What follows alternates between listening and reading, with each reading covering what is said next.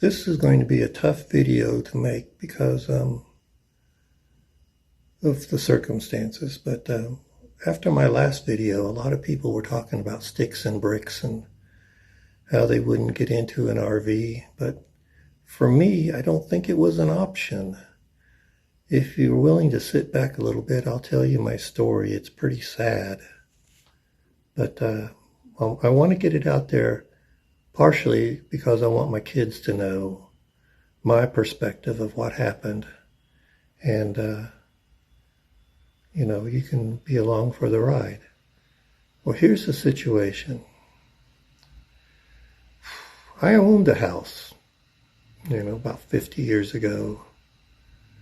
And I was young, and I had a house and had a wife and whole 9 yards. And about 35 years ago, 40 years ago, I got divorced. She found somebody else that she liked better. And she got the house. She got most of the money. She got a huge child support that it was very, very, paying that child support, I knew was going for my kids, so it was worth it. But boy, it broke me. It really, I lived in poverty for a long time. And then I found my lady, and I'll admit, I had no idea how somebody as wonderful as her could like a mutt like me. So I treated her like an angel, which she was. And we lived in Indiana, we lived in a couple places, and we eventually settled here in Southern California, in San Diego. And when we got here, we were looking at a house, but you couldn't, not on our income, we couldn't afford to buy a house in Southern California. So we rented. And it wasn't that bad because, every couple of years we'd move to a better location. So, we kept moving up in the rental community and finding nicer houses and apartments and all of that. And we didn't mind. And then in 2022, we discovered she has lung cancer. At the same time, I discovered I've got prostate cancer. And it terrified our kids because they thought they were going to lose two parents. And we both battled. My prostate, if you know what a PSA was, mine was 52, so that gives you an idea how bad my prostate cancer was. I eventually had my prostate removed, and she battled it was stage 4 lung cancer, and we tried everything. We battled, and she battled, and she was beating it. She was actually beating it. And it was draining our savings. It was draining our retirement. We were even starting to put things on credit cards because the oncologist said that in order for her to really get over this, we have to try things that were leading edge that insurance wouldn't pay for. So we even tried those things. And the oncologist said everything was going great right up to the point where it wasn't. She woke up one morning and she was absolutely gray. And we found out that the last round of chemo or something in her system had killed all her blood cells, and they'd all just formed clots all over her body. So she went in for a blood transfusion, and this is the part that to this day doesn't make any sense to me, but she went in for a blood transfusion, and they said it would take 90 days for her own blood to repopulate her body, and that we need to keep her away from people with colds or flus or anything like that because she had a compromised immune system. And I was like, didn't make any sense. I'm like, she's got this crazy lung cancer just chewing away, and now she has no immune system to battle that. I mean, it makes no sense at all to me that they stopped all her treatments waiting for her blood to come back. And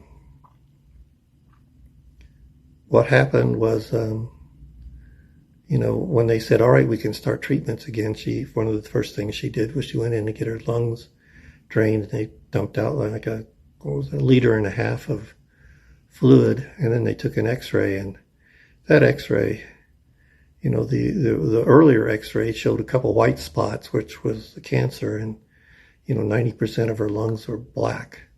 Well, after 3 months, I'd say 94% of her lungs were white, and only 6% were black. And that just the doctor looking at the x-ray was just shaking his head no, and he knew and I knew, but we didn't tell her because we gave her hope. It was false hope, but at least we gave her hope. And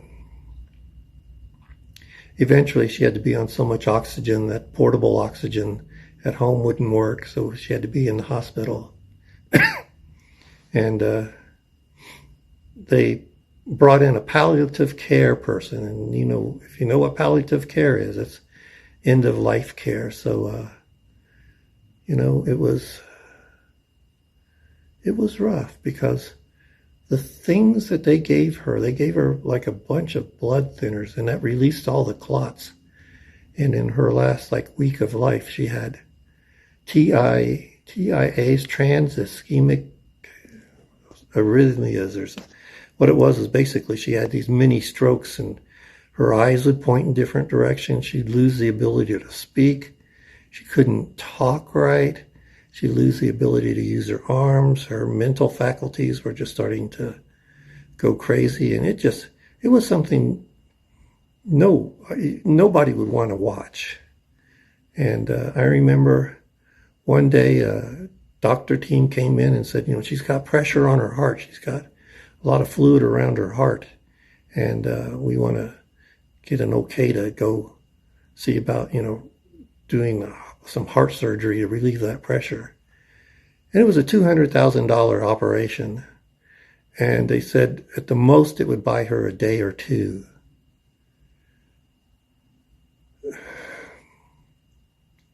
It just, I shook my head and I was like, she's only got a day or two left. And I know having a surgery like that, she wouldn't be coherent after surgery. I'd rather have her, somewhat coherent and not going through more pain. So I said no. And it was hard. It's hard to watch somebody suffocate to death. And, to go in a hospital after seeing that, no, I'd rather, and that's why I say, I want to be in my chair in my RV and just kind of watch the sunset go. Because I've got enough going on with me physically that if I wanted to, it wouldn't be a hard effort to bring the end of life. But I wanted my kids to know that, how I saw things. Because, even though we were all there, I was there for every visit, every appointment, everything. And I've got a different perspective on things than they do. And, we spent all the money we had. We even spent money we didn't have. We maxed out credit cards, and thank God that we had separate finances. She had her cards, I had my cards. She had her banks, I had my banks.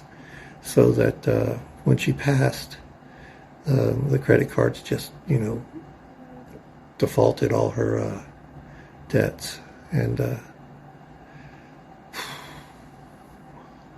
I checked in, after she passed, I looked at what it would cost to be in a nursing home or retirement center in San Diego, and it cost more than the rent I was paying for the apartment. And that rent was $4,000 a month. at the time of her passing, and that paid for no utilities, no trash pickup, nothing in addition. And that was ridiculous. And I checked the retirement centers and nursing homes, and they were ridiculous. And the state-funded ones had a backlog of multiple years. You couldn't get in. You're on a wait list to get into a retirement center. If you want to know something crazy, one of the people I worked on as a massage therapist was in White Sands Retirement Center in La Jolla, California. She had to pay $900,000 to get in as a retainer, and her place cost $15,000 a month. But that got her medical and everything. But $15,000 a month with a $9,000, retainer, and it's an interesting place because you start on the left side in independent living. The middle block of buildings is assisted living, and the right set of blocks is kind of hospital slash hospice living. And then very far on the right was the mortuary. So as she put it, you come in on the left and you slowly move your way to the right, and they take you out in a casket. I was like, wow. This is what you call living. I'm taking my chances in an RV before I do that. So for me, sticks and bricks would have been wonderful. I didn't want my children to have to pay for my retirement and my old age. So I bought an RV my RV cost me $2,000, and it's not worth a penny more, I don't think. So there's always something that I need to do to fix it, and that's why I call it a no-season RV. When it's cold, and when it's hot, but it's mine. And I just wanted some of you out there to know that there are those of us out there, these nomads that are in their 60s and 70s, that have lost a spouse and weren't financially set to live an independent life in sticks and bricks. And we're the nomads out there that are not really welcomed into a lot of RV parks.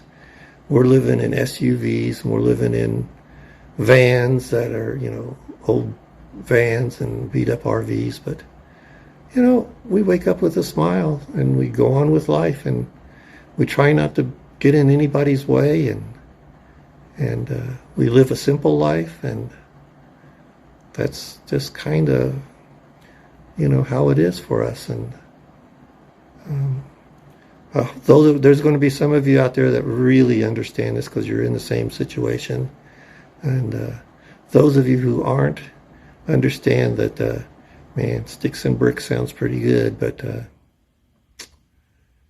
the way things just went with me, with spending every nickel, beyond every nickel that I had to keep my wife alive, and it didn't work. That's what got me into an RV. And I talk to her every day, and I'm hoping that my living the RV life, she always wanted to travel.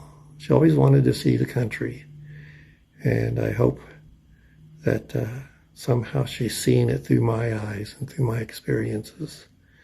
And I talk to her every day, and I miss her very much. And just wanted you guys to know what my story was. Sorry it wasn't, unicorns and rainbows, but thanks for watching, and I'll keep posting, and as long as you keep watching. Thanks, bye.